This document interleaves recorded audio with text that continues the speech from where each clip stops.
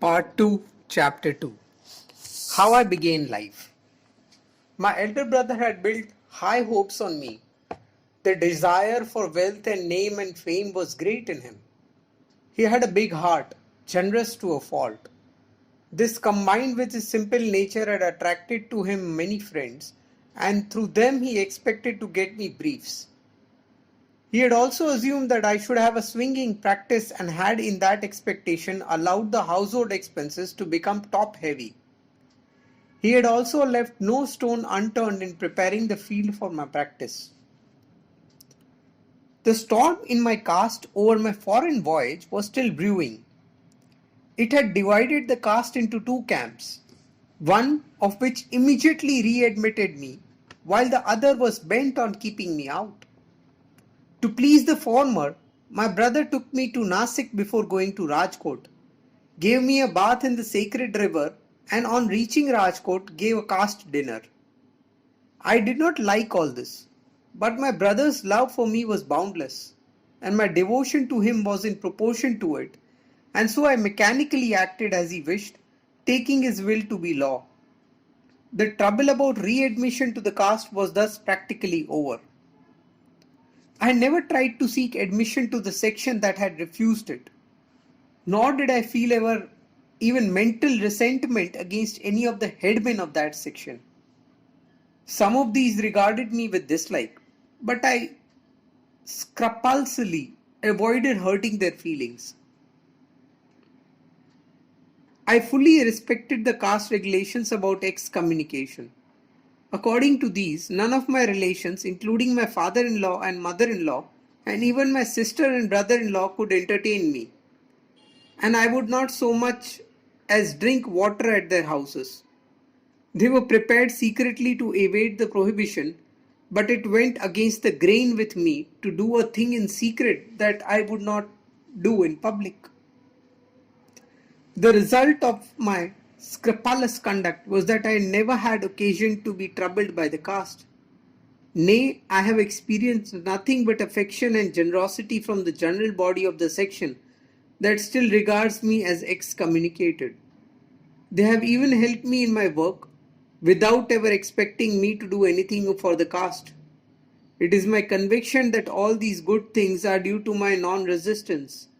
Had I agitated for being admitted to the caste, had I attempted to divide it into more camps, had I provoked the castemen, they would surely have retaliated, and instead of steering clearing of the storm, I should on arrival from England have found myself in a whirlpool of agitation and perhaps a party of dissimulation. My relations with my wife were still not as I desired. Even my stay in England had not cured me of jealousy. I continued my squeamishness and suspiciousness in respect of every little thing, and hence all my cherished desires remained unfulfilled. I decided that my wife should learn reading and writing and that I should help her in her studies. But my lust came in the way and she had to suffer for my own shortcoming. Once I went the length of sending her away to her father's house, and consented to receive her back only after I had made her thoroughly miserable. I saw later that all this was pure folly on my part. I had planned reform in the education of children.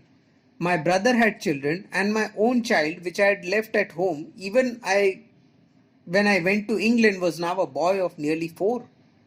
It was my desire to teach these little ones physical exercise and make them hardy, and also to give them the benefit of my personal guidance.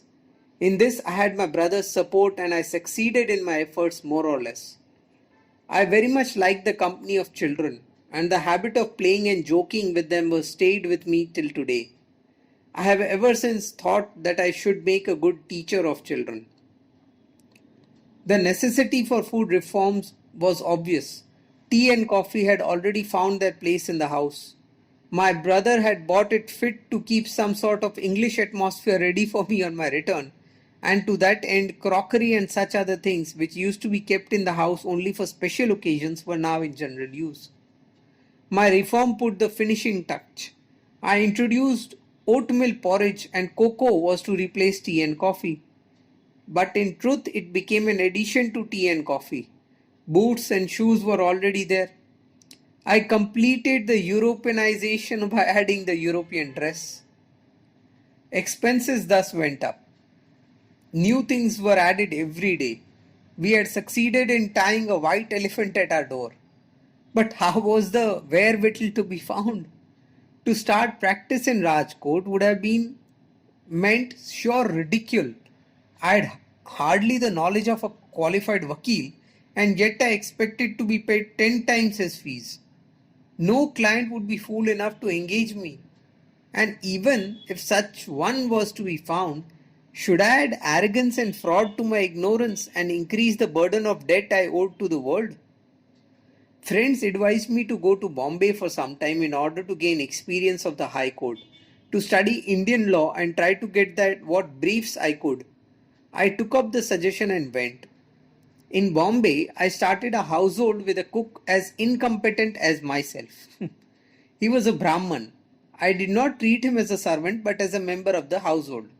He would pour water over himself but never wash. His dhoti was dirty, as also his sacred thread, and he was completely innocent of his scriptures. But how was I to get a better cook? Well, Ravi Shankar, for that was his name, I would ask him, you may not know cooking, but surely you must know your Sandhya, daily worship, etc. Sandhya, sir? The plough is our Sandhya and the spade our daily ritual. That is the type of Brahman I am. I must live on your mercy, otherwise agriculture is of course there for me. So I had to be Ravi Shankar's teacher. Time I had enough. I began to do half the cooking myself and introduced the English experiments in vegetarian cookery.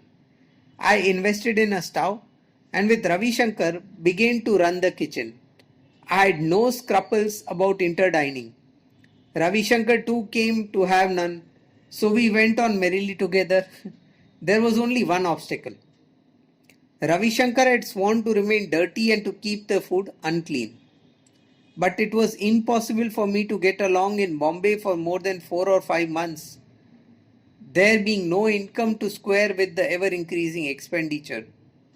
This is how I began life. I found the barrister's profession a bad job. Much show and little knowledge. I felt a crushing sense for my responsibility.